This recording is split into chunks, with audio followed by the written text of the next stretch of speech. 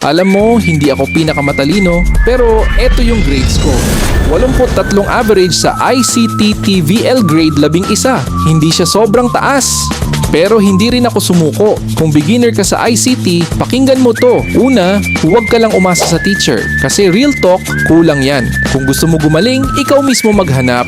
YouTube, Google, practice. Pangalawa, practice talaga ang laban. Kahit hindi ka matalino, basta ginagawa mo araw-araw, uunlad ka. Pangatlo, huwag kang matakot magkamali. Yung mga error, normal yan. Diyan ka matututo. Pang-apat, gawin mong skill. Hindi lang subject, hindi sapat na pasado ka lang, dapat marunong ka talaga sa actual. At pang-lima, simulan mo na kumita. Kahit student ka pa lang. Editing, logo, basic tech, pwede mo na pagkakitaan yan. Hindi ako honor student, pero hindi ako tumigil. At kung kaya ko, mas kaya mo. Kung ICT student ka rin, comment mo ready na ako at i-follow mo ako kung gusto mong matuto at kumita gamit ang skills mo.